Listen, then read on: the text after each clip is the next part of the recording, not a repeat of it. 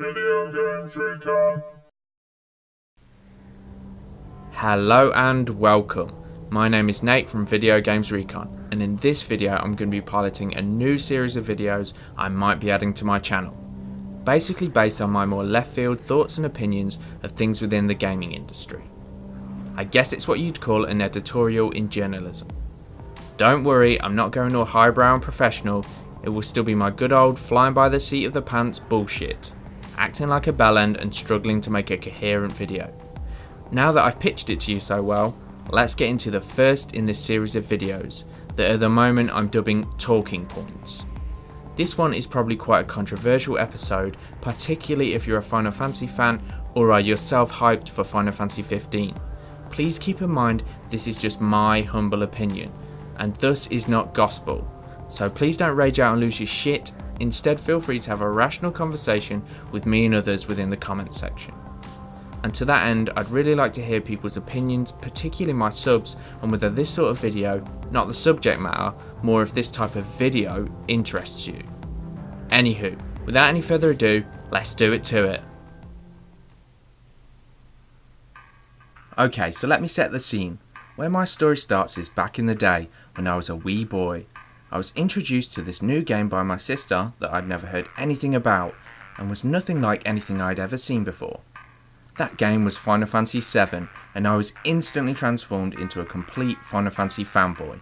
This game blew my mind like no other before, managing to teleport me into a rich, deep and immersive world which I could lose myself in for hours upon hours at a time, and made me a straight up card carrying Final Fantasy fanboy. My first ever PSN account was an acronym for Final Fantasy UK, for God's sake, and I thought at the time this is the way it would be for life. Sadly, that fantasy, pun intended, only lasted from Final Fantasy VII through to Final Fantasy X, and perhaps even Final Fantasy X Part 2, which is where everything started to go off the rails for me. Although some people may say the rot began with Final Fantasy X. Anywho, ever since Final Fantasy X Part 2, the series slowly, drip by drip, dibble by dabble, micromanagement by mismanagement, the franchise went off the boil, to a point where, aside from the visuals, the franchise has in gameplay terms become indistinguishable from its former glories, due to its lack of willingness to go back and rediscover the magic that made this series truly iconic, spanning back way before even Final Fantasy VII.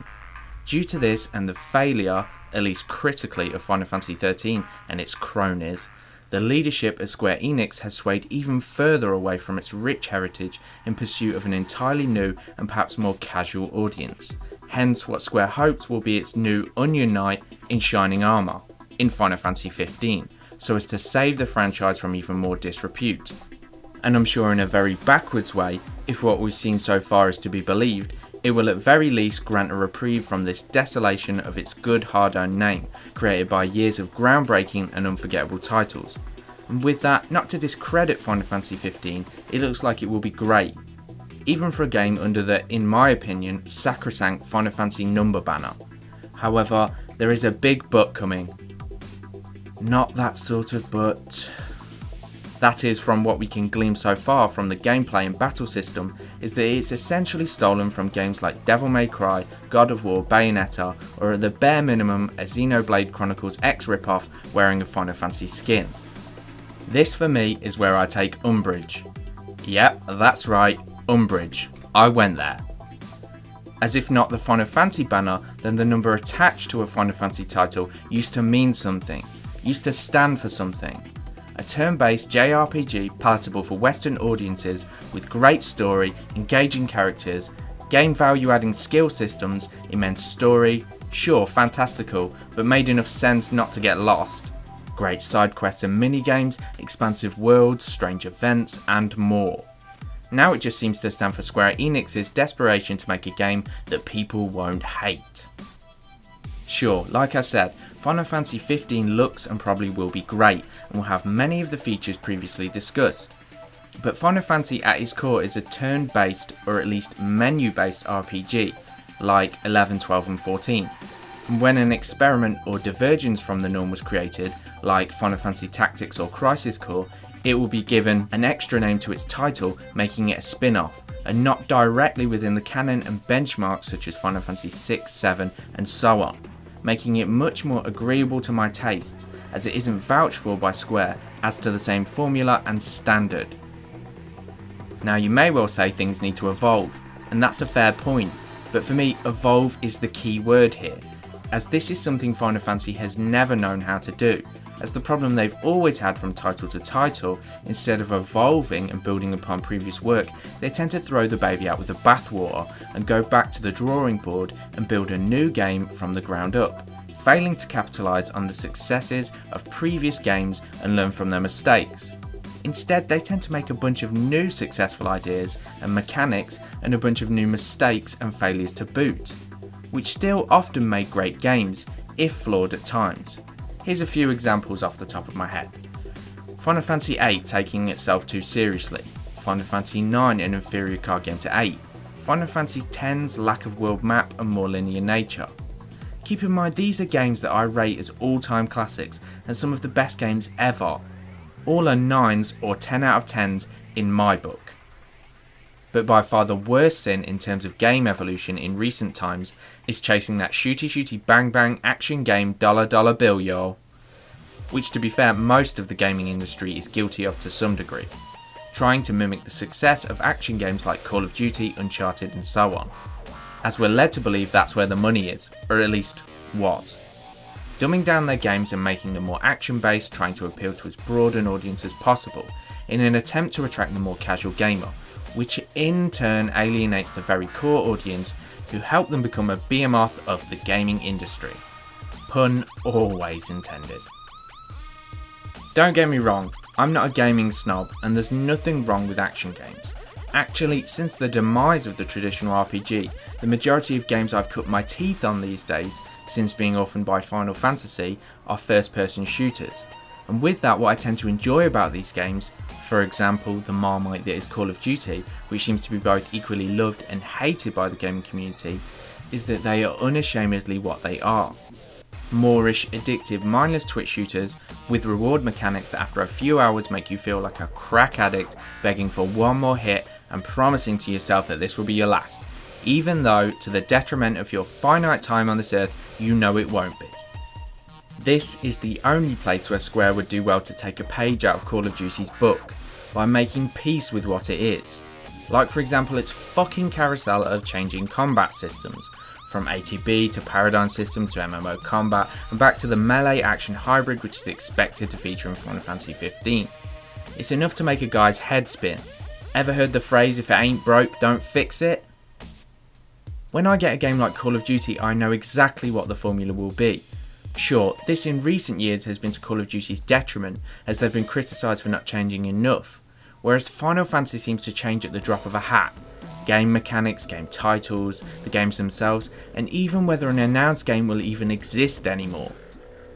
So, Square's solution to climbing up from the slippery slope from whence they came, and if I'm honest with myself, since at least Final Fantasy X Part 2, with their unnecessary trailers and announcements that often have nothing to do with the finished game, convoluted stories, weak characters and development, and ever-changing battle systems, instead of learning from their mistakes, especially Final Fantasy XIII, by listening to the community feedback from their fans and evolving, again evolving being the key word, Final Fantasy and making the game the people want.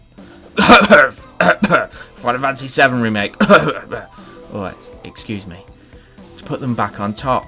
Instead, they've decided to throw in the towel, ignore the hardcore fanbase that just want an honest, non-linear, old-school, turn-based JRPG that's accessible to a Western audience whilst also being brought into 2015 onwards, even if only in terms of visuals. Instead, they make a hack-and-slash game that no one asked for. Essentially, Devil May Cry in a Final Fantasy universe, with most likely mild RPG elements bolted on. Again, Final Fantasy 15 looks great, and probably will be, but it's not the game most of the Final Fantasy fans asked for. The gaming community is crying out for a solid, classic-style RPG with cutting-edge visuals focusing on a less action, more intellectual, preferably menu-based battle system, and cool, quirky elements like the Honeybee Club or the Chocograph treasure locations.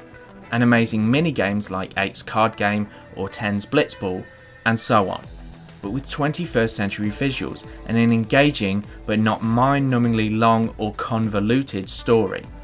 This, combined with the fact that the average Final Fantasy fanbase no longer trusts Square to make a good new game, is why people keep going on about a Final Fantasy VII reboot.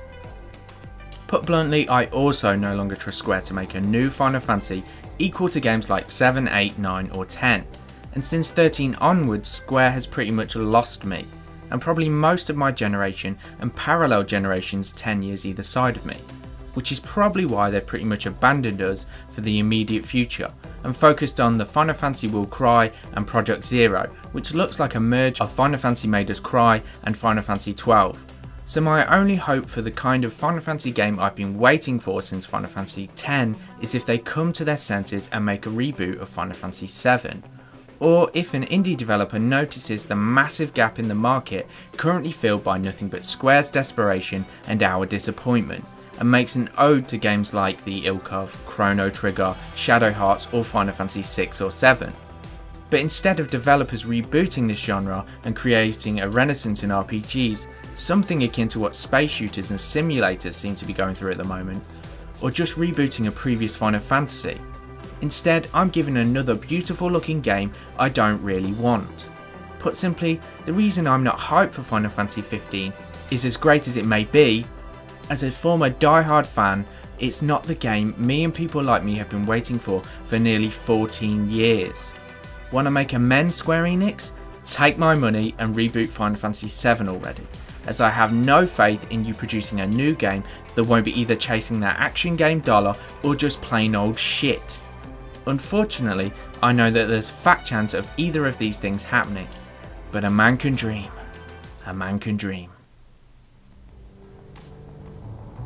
Man, I've been waiting to get that off my chest for a long time. I hope I've made it clear that Final Fantasy 15 will most likely be awesome. It's just that it's not geared towards the traditional Final Fantasy fanbase, and thus I'm kinda salty that with all the shit or significantly flawed games they put out, they're not willing to listen to their fans and instead just outright disregard us and make an action game instead of the game I feel we deserve. On this topic, I'd like to hear some OG's opinions on the state of Final Fantasy at the moment, as I'm sure some of the older generation think a Final Fantasy VII onwards fanboy is a bit of a Johnny-come-lately, so I'll be interested to pick your brains on this subject. Anyway, it's that call to action spiel time.